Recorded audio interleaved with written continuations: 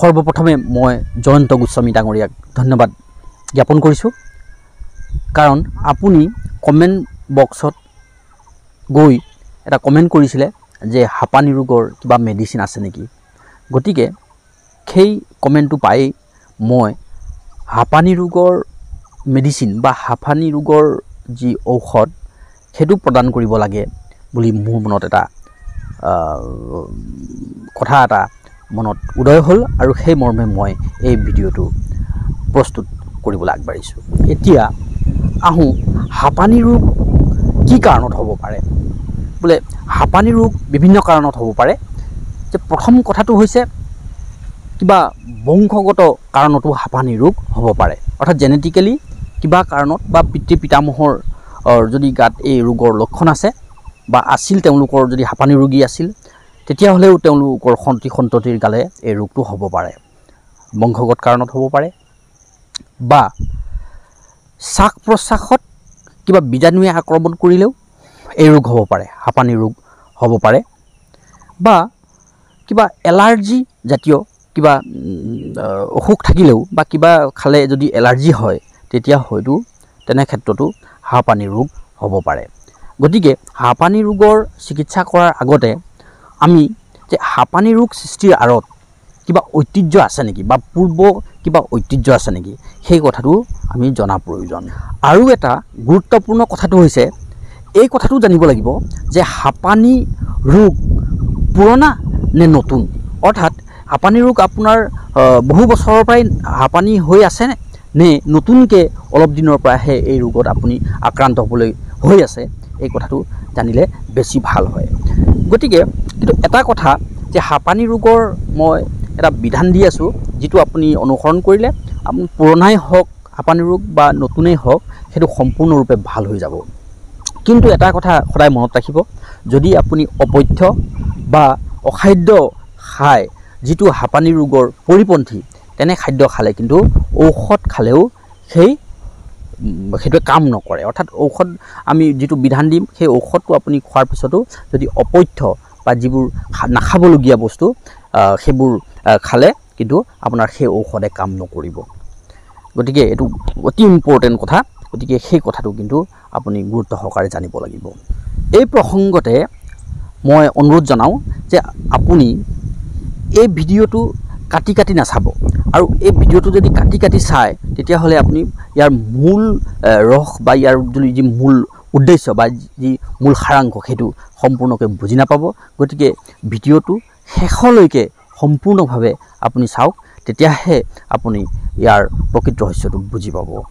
লগতে আপুনি আপুনি যদি ছাবস্ক্ৰাইব কৰা নাই তেন্তে এই চেনেলটো আমাৰ জ্ঞানম অল এই চেনেলটো ছাবস্ক্ৰাইব কৰিব, লাইক কৰিব, কমেণ্ট কৰিব, আৰু যিসকল নতুন সদাশয় দৰ্শক আমাৰ চেনেললৈ আহিছে সকলোকে মই স্বাগতম জনাইছোঁ, আৰু সকলোৱে যেন আমাৰ এই চেনেলটো ছাবস্ক্ৰাইব কৰে আৰু লাইক কমেণ্ট শ্বেয়াৰ কৰে, সকলোকে মই ধন্যবাদ জনাইছোঁ।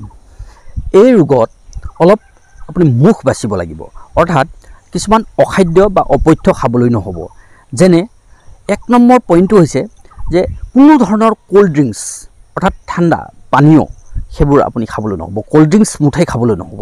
লগতে ন চাউলেৰে তৈয়াৰী কৰা যিকোনো খাদ্য সম্ভাৰ বা খাদ্য সামগ্ৰী, কচু বা একদম ঠাণ্ডা পানী বা জেকা ঠাইত থকা এনেকুৱা ধৰণৰ বস্তুবোৰ আপুনি সদায় পৰিত্যাগ কৰিব লাগিব, আৰু এইবোৰৰ পৰা আপুনি আঁতৰি থাকিব লাগিব। লগতে হাঁহৰ মাংস আৰু কচু এই দুটা বস্তু আপুনি মুঠেই খাবলৈ নহ'ব। এই বস্তুবোৰ খোৱাটো নিষেধ।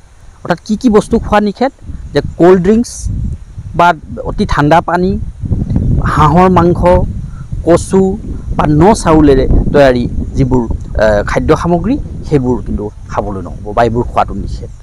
তাৰ বিপৰীতে আপুনি পানী খাওঁতে সদায় পানীটো গৰম পানী খাব লাগে, অৰ্থাৎ ঠাণ্ডা পানীটো আপুনি খাব নোৱাৰে। পাৰিলে গৰম পানী খাব। আৰু লং দিনত আপুনি ধৰক লং আনি থ'লে লং খাব পাৰে, দিনত তামোল খোৱাৰ সলনি লং খাব পাৰে। দিনত 3-4 বাৰ 5 বাৰকৈ লংটো আপুনি এটাকৈ লং খাব পাৰে।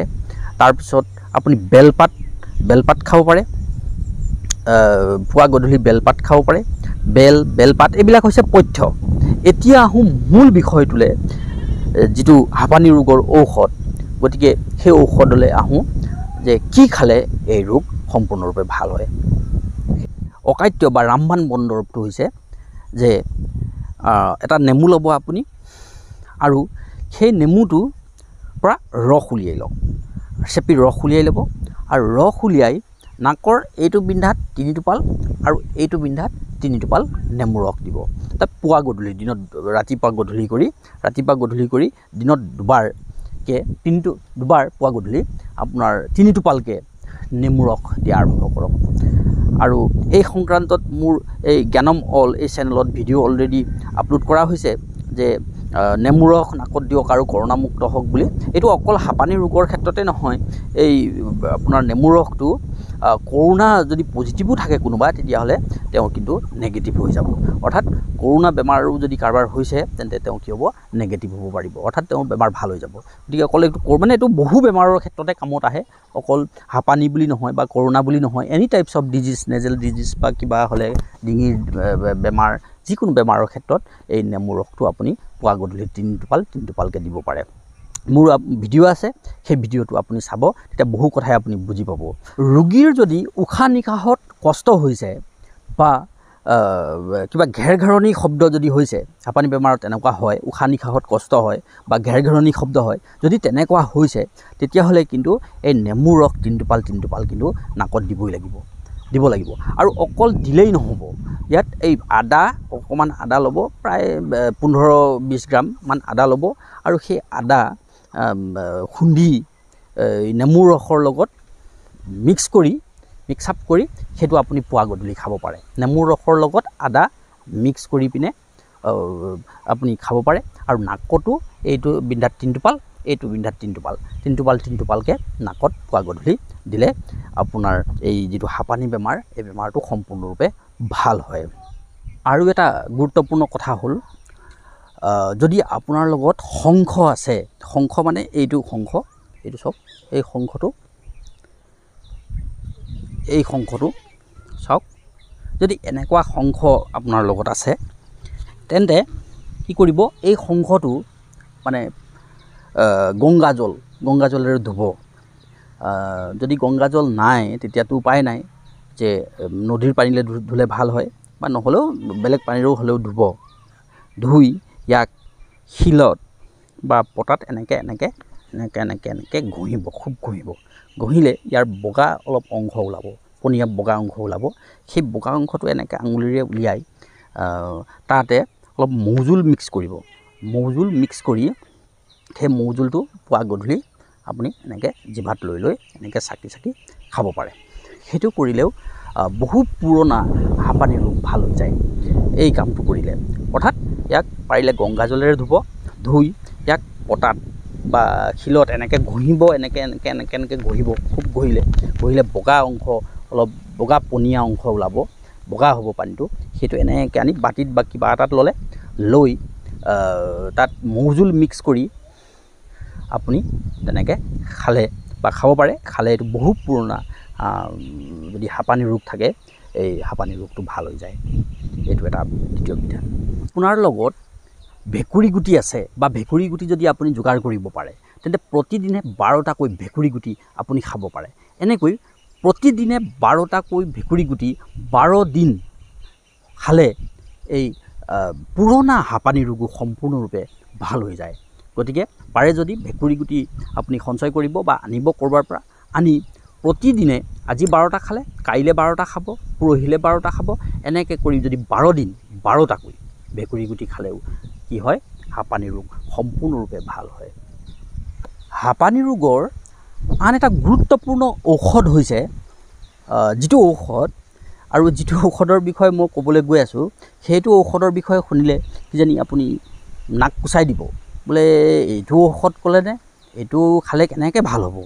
গতিকে এই ঔষধৰ বিষয়ে ক'বলৈ মোৰ অলপ ভাল লগা নাই, কিন্তু মই কম বুলিহে ভাবিছোঁ, কোৱাটো ক'ব লাগিব। কিন্তু মই ইতিমধ্যে মোৰ চেনেলত এই বিষয়ে মই ভিডিঅ' আপলোড কৰিছোঁ, আৰু সেই ভিডিঅ'টো বহু লোকে চাইছে আৰু কমেণ্ট কৰিছে। কিছুমানে মোক বহুত সমালোচনা কৰিছে যে এই ঔষধটো কেনেকৈ খাব, এইটো খাব নোৱাৰি, গতিকে এনেধৰণে মোক বহুত গালি গালাজো কৰিছে বহুত ব্যৱহাৰকাৰীয়ে, বহু ধৰণে গালি পাৰিছে যে এইটো কেনেকৈ খাব বুলি গালি পাৰিছে। কিন্তু মই বেয়া পোৱা নাই, মই বেয়া পাইনো কি কৰিম, বা বেয়া পাইতো কোনো কৰিব নোৱাৰোঁ, বা কৰিব পাৰিলেনো মই কি কৰিম, এনেকুৱা ধৰণৰ কথা।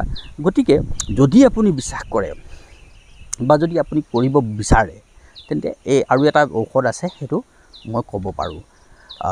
সেইটো হৈছে, মোৰ ক'বলৈ অলপ বেয়াই লাগিছে, কিন্তু মই ক'ব বিচাৰিছোঁ, কাৰণ এই কথাখিনি কোৱাৰ পিছত মোৰ বহুত বিতৰ্কৰ সৃষ্টি হৈছিল পূৰ্বৰ ভিডিঅ'ত, বহু ধৰণৰ বিতৰ্ক, বহু মানুহে মোক গালি গালাজো পাৰিছে। গতিকে হ'লেও মই ক'বলৈ আগবাঢ়িছোঁ, সেই বস্তুটো হৈছে নিজৰ পেচাব। অৰ্থাৎ ৰাতিপুৱাৰ প্ৰথম পেচাবটো ত্যাগ কৰি দ্বিতীয় পেচাবটো আমি মানে খাব লাগে। পেচাব কৰি কিবা এটা ডিছপ'জেল গ্লাছ এটা ল'লে, তাতে পেচাব কৰিলে, ৰাতিপুৱাৰ দ্বিতীয় পেচাবটো, সেই পেচাবটো গৰমে গৰমে আপুনি খাব পাৰে। আৰু ৰাতিলৈ শোৱাৰ আগতে আকৌ এগিলাচ আপুনি পেচাব খাব পাৰে, তাতকৈ বেছিও খাব পাৰে, একো অসুবিধা নহয়। এই পেচাব যদি খোৱাৰ অভ্যাস কৰে, তেন্তে 213টাতকৈও অধিক বেমাৰ ভাল হৈ যায়। এইটো বৰ ইম্পৰ্টেণ্ট, বৰ গুৰুত্বপূৰ্ণ কথা। যে ইয়াক আমাৰ পেচাবক মৰ্ত্যৰ অমৃত বুলি কোৱা হয়, যে মৰ্ত্যৰ অমৃত হৈছে নিজৰ পেচাব।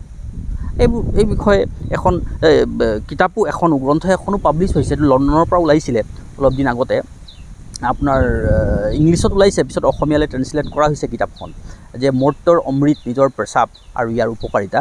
এই ৰাইটাৰ হৈছে ডক্টৰ বসন্ত কুমাৰ ভূঞা। তেওঁ লিখিছে যে গতিকে যদি আপুনি বিশ্বাস কৰে এই কথাখিনি, যে নিজৰ পেচাবটো আমি পুৱা গধূলি খাব পাৰোঁ, গতিকে খায়, তেতিয়া কিন্তু হাঁপানী ৰোগ, অকল হাঁপানী ৰোগ বুলিয়েই নহয়, এনি টাইপছ অফ ডিজিজ, যিকোনো বেমাৰ আপুনি ব্যৱহাৰ কৰি চাওক, ধৰক 15-20 দিনমান ব্যৱহাৰ কৰক, আপুনি নিজেই ইয়াৰ ফল পাই যাব। আপোনাৰ অকল হাঁপানী বুলিয়েই নহয়, কোনো বেমাৰেই আপোনাৰ নহয়, চৰ্দি, জ্বৰ, কাহ, মূৰৰ বিষ, কোনো ধৰণৰ আপোনাৰ বেমাৰ নহয়, আপুনি সকলো বেমাৰৰ পৰা আৰোগ্য লাভ কৰিব। এই ঔষধটো প্ৰতিজন মানুহৰ লগতে আছে, কিন্তু কোনেও ব্যৱহাৰ নকৰে। বা সম্ভৱতঃ মই ভাবিছোঁ, যিসকলে মোক গালি গালাজ পাৰিছে বা কটু সমালোচনা কৰিছে, আপুনি কিদৰে কৈছে যে কেনেকৈ খাব মানুহে নিজৰ পেচাব, এনেধৰণে বহু অকাট্য আৰু বহুত অসভ্য ভাষাটো মোক গালি পাৰিছে বহুতে। গতিকে যদি আপুনি বিশ্বাস কৰিছে যে ভাৰতৰ প্ৰাক্তন এগৰাকী কি নাম আছিলে প্ৰধানমন্ত্ৰী, নামটো পটককৈ পাহৰিলোঁ, তেওঁ নিজৰ মূত্ৰপান কৰিছিলে। গতিকে সেইখিনি মই যুক্তি দেখাবলৈ নাই যোৱা। যদি আপুনি কৰিব পাৰে, যদি আপুনি কৰে, আৰু কৰি যদি আপুনি ফল পায়, তেতিয়া কিন্তু মই নিজকে বহুত মানে কৃতাৰ্থ হোৱা বুলি ভাবিম। গতিকে আপুনি যদি পাৰে, বা যি ৰোগীৰ হৈছে সেই ৰোগীয়ে যদি নিজৰ পেচাব খাব পাৰে, তেন্তে কিন্তু অতি ভাল কথা, অতি ভাল কথা। আপুনি কৰি চাওক, কৰি চাই পিনে আপুনি ফল পাব। আপুনি কৰি চাওক, বিশ্বাস কৰক। আৰু প্ৰতিটো কথা যে এইটো ইউটিউবত দিছে, এইখিনি কথা এনেই চালে বেৰে কোবোৱা কথা, এইবিলাক ক'তনো আমি এইবিলাক কৰিব পাৰোঁ, এইবোৰেই নাভাবিব। আৰু সেইটো নাভাবিব, কিয় নাভাবিব, বিশেষকৈ বেলেগৰ কথা মই ক'ব নোৱাৰোঁ। মোৰ ক্ষেত্ৰত যে মই হৈছোঁ এজন চৰকাৰী শিক্ষক, আৰু আমি মিছা কথা এনেই আমি ক'ব নোৱাৰোঁ, আৰু মই প্ৰধান শিক্ষক বিদ্যালয়ৰ। গতিকে এনেই উপৰুৱাকৈ কিছুমান কথা ক'ব নোৱাৰোঁ, কাৰণ যিটো বস্তু নিজে ব্যৱহাৰ কৰা নাই, সেই সন্দৰ্ভত আমি বক্তব্য আগবঢ়াব নোৱাৰোঁ। আৰু এই যিটো কথা আপোনাক মই ক'লোঁ যে নিজৰ পেচাব খোৱাৰ কথাটো, এইটো মই নিজে ব্যৱহাৰ কৰোঁ। গতিকে মই ইয়াৰ ফল পাইছোঁ, মই জানো এই সংক্ৰান্তত, আৰু সেইকাৰণে মই আপোনাক এই পৰামৰ্শটো আগবঢ়াইছোঁ। আৰু এটা কথা জানি ল'ব, কিন্তু যদি আপোনাৰ যদি ডায়েবেটিছ আছে বা চুগাৰ আছে, বা আপুনি যদি কিবা ডাক্তৰৰ পৰা বহুদিনীয়া ঔষধ খাই আছে, মেডিচিন লৈ আছে, এলোপেথিক মেডিচিন যদি আপুনি খাই আছে, তেন্তে কিন্তু আপুনি নিজৰ পেচাব খাব নোৱাৰে, কিন্তু সি তেতিয়া অপকাৰ কৰিব। কোনো ডায়েবেটিছ ৰোগীয়ে নিজৰ পেচাব খাব নোৱাৰে। আপুনি যদি মেডিচিন খাই আছে, এলোপেথিক মেডিচিন যদি আপুনি খাই আছে, তেতিয়া কিন্তু নিজৰ পেচাব খালে কিন্তু হিতে বিপৰীত কৰিব। আৰু এটা কথা, যদি আপুনি দৈনিক মদ খায় বা মদ্যপান কৰে, তেতিয়াহ'লেও কিন্তু আপুনি নিজৰ পেচাব খাব নোৱাৰিব। এইবোৰ খোৱাত তেতিয়া কিন্তু বাধা আছে, মানে কি হ'ব, হিতে বিপৰীত হ'ব, অৰ্থাৎ অপকাৰ কৰিব।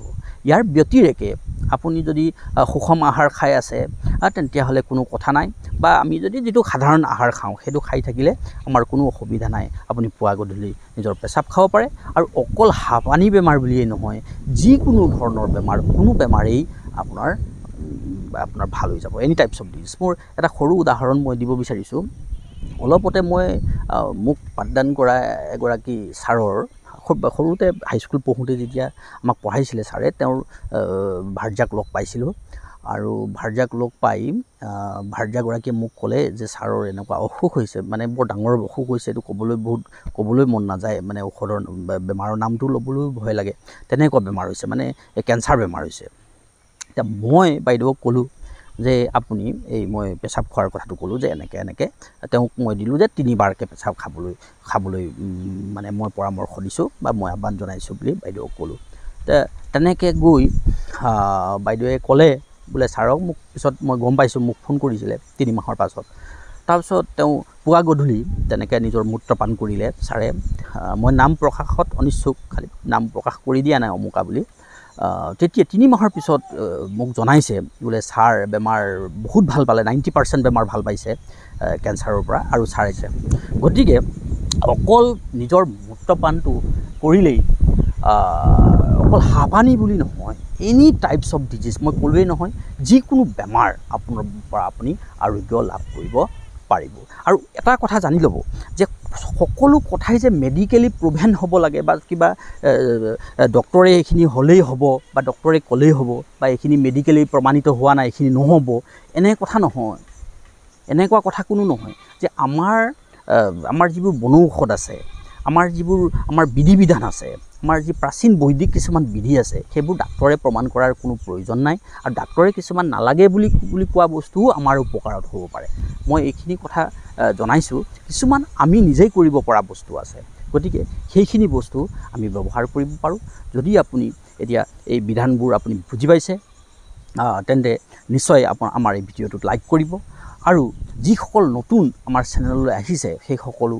যেন আমাৰ চেনেলটো ছাবস্ক্ৰাইব কৰে আৰু এনেধৰণৰ বাৰেৰহণীয়া জ্ঞানবৰ্ধক ভিডিঅ' যদি পাই থাকিব বিচাৰে তেন্তে যিসকল নতুন দৰ্শক আমাৰ ভিডিঅ'লৈ আহিছে সেই দৰ্শকেও যেন আমাৰ এই চেনেলটো ছাবস্ক্ৰাইব কৰি লয় আপোনালোকক মই অনুৰোধ জনাইছোঁ গতিকে আজিলৈ ইমানেই আৰু শেষত পুনৰবাৰ মই জয়ন্ত গোস্বামী ডাঙৰীয়াক ধন্যবাদ জনাই আজিৰ এই ভিডিঅ'টো মই ইমানতে সামৰণি মাৰিছোঁ